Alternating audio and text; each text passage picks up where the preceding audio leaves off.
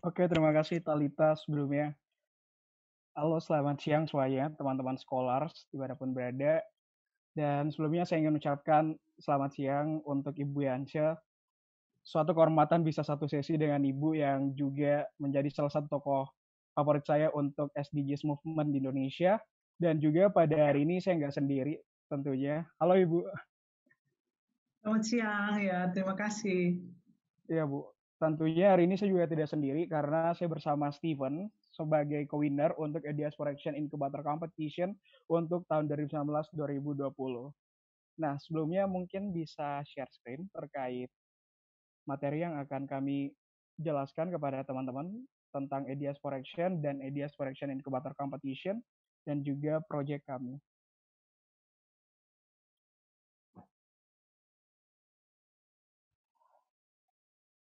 Baik, bisa bisa lagi. Oke. Oke. Jadi hari ini saya bersama Stephen untuk sharing terkait pengalaman kami dan ide kami yang kami tawarkan melalui program Ideas for Action Incubator Competition. Makanya kami memilih topik sebagai Actualizing Global Citizenship with Ideas for Action Incubator Competition. Sebagai teladan scholars, kita juga memiliki karakteristik atau value untuk bisa lebih berdampak global dan bisa berpengaruh untuk masa depan tentunya. Maka dari itu, adapun yang akan kami bahas pada hari ini ada beberapa topik. Yang pertama, apa sih Ideas for Action itu? Dan yang kedua, apa Ideas for Action Incubator Competition? Dan yang ketiga, tentang project yang membawa kami sebagai co-winner untuk Ideas for Action Incubator Competition 2020. Dan yang terakhir, sharing experience tentang mentoring kita selama kurang lebih 3 bulan bersama tim akselerator A4A dari Wharton School. Selanjutnya.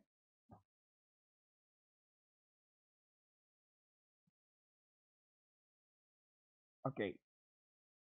Jadi seperti yang kita lihat bersama-sama teman-teman bahwa Ideas for Action itu merupakan kompetisi untuk kaum muda dengan mengusulkan ide mengenai pembiayaan dan implementasi dari SDGs itu sendiri atau tujuan pembangunan berkelanjutan yang merupakan program tahunan yang diselenggarakan oleh World Bank bekerja sama dengan Siklin Center for Business Ethics and Research dari Wharton School sejak tahun 2015.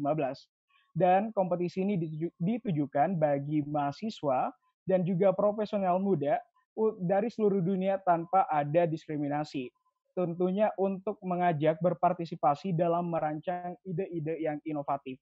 Dan untuk tahun 2020 ini, sementara masih dalam tahap proses seleksi sehingga hasilnya belum keluar hingga pada hari ini. Informasi yang kami peroleh dari tim A4A ya. Selanjutnya, apa sih yang membedakan terkait Ideas for Action dengan Ideas for Action Incubator Competition? Jadi di slide selanjutnya, perbedaan antara A4I dengan Ideas for Action Incubator Competition adalah scale atau lingkup kompetisinya, di mana Ideas for Action Incubator Competition merupakan kompetisi untuk kaum muda yang mengundang mahasiswa dan juga profesional muda khususnya untuk Indonesia dalam mengembangkan gagasan mereka untuk mencari solusi pembiayaan dan mencari bagaimana sih cara mengimplementasi dari SDGs itu sendiri yang diselenggarakan oleh Tanoto Foundation bekerja sama dengan Wharton School. Dan tentunya kegiatan ini sangat menarik karena 5 tim pemenang akan menerima bimbingan dari tim mahasiswa atau tim akselerator A4A Wharton School itu sendiri selama kurang lebih 3 bulan secara online. Dan kenapa sih Wharton School terpilih menjadi mitra kerjasamanya? Karena Wharton School merupakan salah satu universitas terbaik di dunia dalam manajemen bisnis dan tentunya untuk global competition, Wharton School atau dalam hal ini Screen Center mengambil andil bersama World Bank untuk melaksanakan kegiatan ini. Sehingga mentoring ini membantu kami sebagai pemenang dari top 5 ini memperoleh feedback atau perbaikan proposal dari para tim akselerator untuk pengumpulan akhir ke panel juri Ideas for Action Global Competition. Jadi ketika kita menang nih di tingkat nasional, bukan berarti perjalanan kita udah kelar, tapi malah sebaliknya ketika kita udah menang, proposal kita lebih diperbaiki dengan feedback yang banyak dari tim akselerator, akhirnya kita submit untuk global competition ya. Sehingga sangat berpengaruh bagi keberlanjutan ide-ide kita karena kita memperoleh banyak materi terkait bagaimana sih manajemen proposal, manajemen ideas yang baik seperti itu yang berkesesuaian dengan SDG sendiri. Selanjutnya, yang menjadi pokok dalam A4AC ini adalah siapa saja sih yang bisa menjadi peserta. Yang bisa menjadi peserta untuk Ideas for Action Incubator Competition adalah teman-teman semua atau kaum muda yang berusia 18 sampai 35 tahun. Artinya tahun kemarin itu bukan hanya mahasiswa yang join, ada dari tim government sector, ada juga dari tim akademisi seperti dosen dan sebagainya. Dan dalam kegiatan kompetisi ini yang diperlukan adalah kompetisi dalam bentuk tim.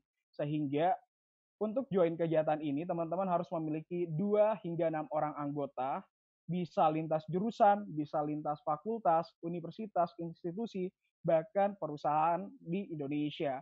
Jadi ini membantu kita untuk membangun networking dan mencari inovasi yang lebih banyak ide-ide yang brilian untuk menyelesaikan problem-problem yang berkaitan dengan SDGs itu sendiri di Indonesia.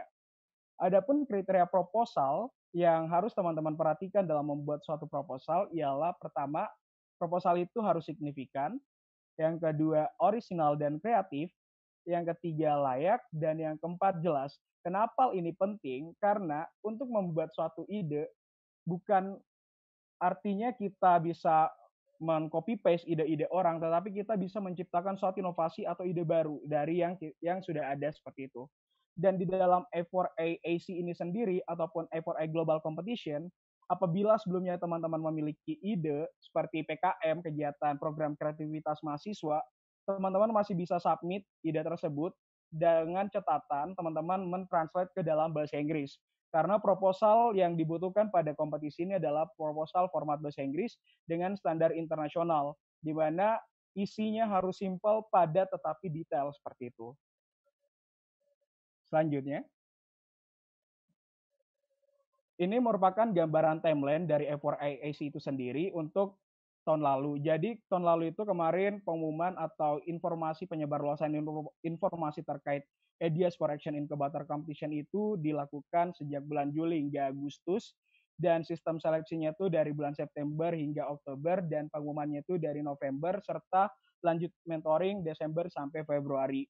Nah, tahun ini kalau misalkan gak ada halangan, mungkin di akhir Agustus atau awal September, informasi terkait Ideas for Action Incubator Competition akan dipublish resmi oleh Tanoto Foundation. Jadi silakan siapkan ide kalian dan tim kalian untuk daftar ke I4I AC 2021 ini. Next. Nah, tahun kemarin jumlah innovators yang join pada kegiatan A4I-AC ini adalah 180 innovators yang terdiri dari 48 teams atau ideas yang dimana mendominasi adalah 38 mahasiswa dan 10 professional teams. Dan universitas yang join pada kegiatan ini kurang lebih 16 university, sehingga rasa kompetisinya memang sangat hype banget, walaupun sistem seleksinya hanya submit proposal, tetapi benar-benar di review oleh tim-tim yang ahli di bidangnya bekerja sama dengan Wharton School itu sendiri. Sehingga result yang diperoleh pada tahun kemarin juaranya adalah di next slide. Jadi ada 5 tim pemenang yang menjadi best team untuk dari 48 tim tersebut. Yang pertama ada tim Ilarvae dari ITB, yang kedua tim saya We Help Application dari Universitas Hasanuddin, ada Startup dari UGM, dan ada Topengku dari ITB dan Universitas Mula Warman AFR 101. Terkait detail ide-ide kami akan dijelaskan oleh co-founder dari masing-masing ide.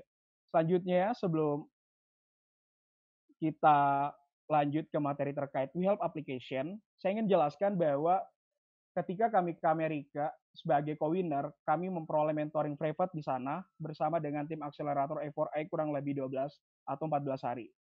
Setelah itu, kami juga diberikan amanah sebagai tim leader untuk promoting Ideas for Action di Indonesia untuk disubmit di Ideas for Action Global Competition. Sehingga kami membuat target di tahun ini, jumlah proposal tersubmit adalah 120. Dan alhamdulillah berdasarkan informasi yang kami peroleh dari Prof. Georgia Petkoski, selaku direktur dari Evora itu sendiri, bahwa tim Asia Tenggara totalnya ada 600 tim dan Indonesia terdiri kurang lebih 220. Jadi melebihi batas yang target yang kami inginkan. Jadi mungkin tahun depan mungkin lebih banyak lagi apabila teman-teman scholars bisa berpartisipasi di kegiatan ini. Oke, selanjutnya. Selanjutnya, karena tadi moderator Kalita menanyakan terkait bagaimana sih WeHelp bisa hadir.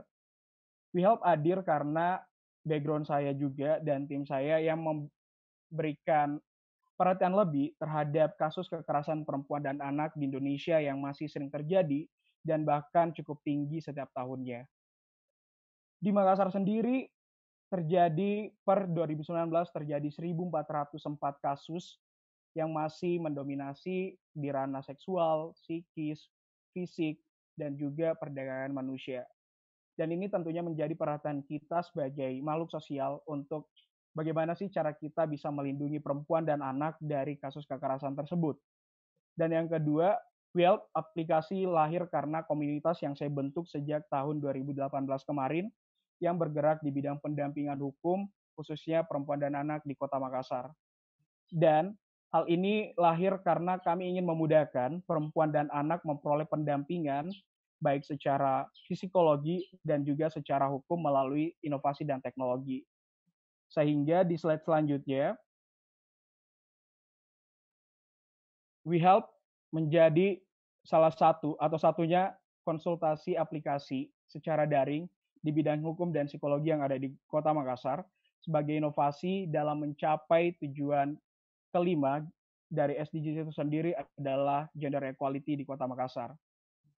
Tim kami bukan dari background hukum semua, kami juga campur karena prinsip di tim kami adalah inklusivitas. Yang penting mereka memiliki aware terhadap masalah yang kita kaji, karena bagi kami untuk menciptakan suatu inovasi bukanlah suatu hal yang sulit, bukan juga suatu hal yang mudah, tetapi bagaimana kita bisa aware pertama kali untuk lingkungan sosial kita, dan yang kedua kita bisa melakukan riset terkait apa sih yang mereka butuhkan, apa sih yang masyarakat sekitar kita butuhkan, sehingga inovasi tersebut lahir karena ada masalah yang ingin kita selesaikan. Maka dari itu, pada tahun 2019 kemarin, WeHelp ID berekspansi menjadi suatu teknologi dan saat ini masih dalam tahap pengembangan ke bentuk teknologi dengan bekerja sama dengan stakeholder di bidang konsultan hukum dan juga psikologi. Selanjutnya,